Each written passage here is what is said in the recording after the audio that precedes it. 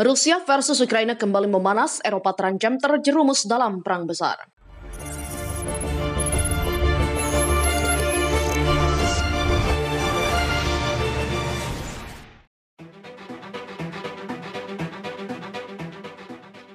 Aneksasi Rusia di semenanjung Crimea milik Ukraina pada 2014 membuat Eropa sempat berkeringat dingin akan pecahnya perang. Maklum saja, sejak Perang Dunia II, kondisi Eropa aman-aman saja meski ada pembantaian di Bosnia, mereka tak peduli.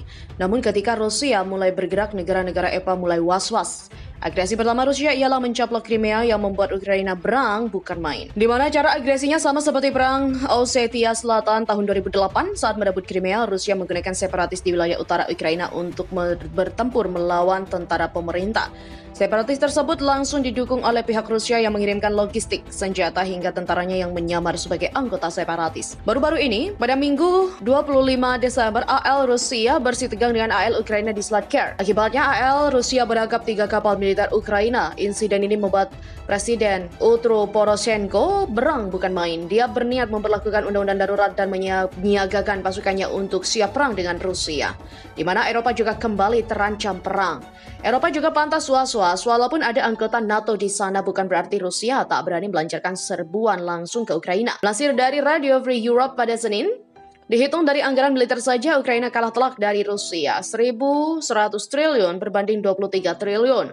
Jumlah personel militer Rusia juga 4 kali lebih banyak, lalu tank tempur tentara merah juga amat banyak yang didukung ribuan pesawat tempur dan kapal perang. Jika boleh jujur, kekuatan militer Rusia hanya bisa ditandingi oleh China dan Amerika Serikat. Meski begitu, Ukraina masih punya kesempatan walaupun hanya sekedar bertahan untuk tak kalah. Menurut pakar pertahanan Mark Gioletti dari Center for Global Affairs New York University, setidaknya militer Ukraina punya 2 faktor yang membuat mereka solid. Pertama, meningkatnya rasa nasionalisme di insan masyarakatnya semenjak Crimea Clash yang membuat mereka berani mati demi negara. Kedua, militer Ukraina semakin bangga akan identitas mereka sebagai penjaga kedaulatan negara. Militer Ukraina sudah mulai bergeser dari akar Uni Sovietnya. Mereka kini memiliki jiwa korsa yang kuat dan budaya kuat untuk menjalani dan melayani negara. Bahkan walaupun sedikit mustahil, Ukraina akan dibantu negara-negara NATO dalam menghadapi gempuran Rusia.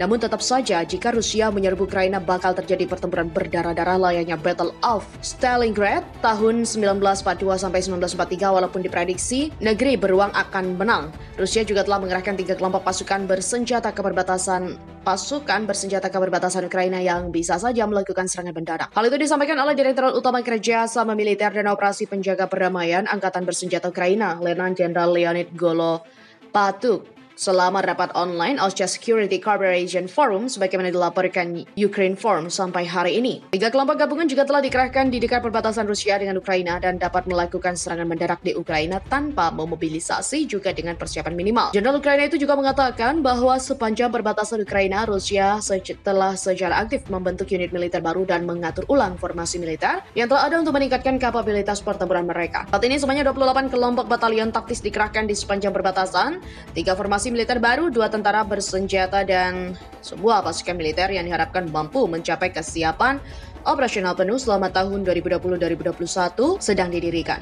Gabungan pasukan ke-20 terdiri dari Divisi Infanteri Senapan ke-3 dan ke-144 yang diciptakan di arahan strategis barat. Di waktu yang sama, Brigade Misil ke-448 dari pasukan ke-20 juga telah dipersenjatai oleh sistem misil Iskander. Adapun gabungan pasukan tempur Angkatan Darat ke-8 terdiri dari Divisi Infanteri Senapan ke-150, Brigade Infanteri Senapan terpisah ke-20 dan pembantu operasional dari Korps Angkatan Darat ke-1 Donetsk dan ke-2 Luhansk telah didirikan di arahan strategis barat daya.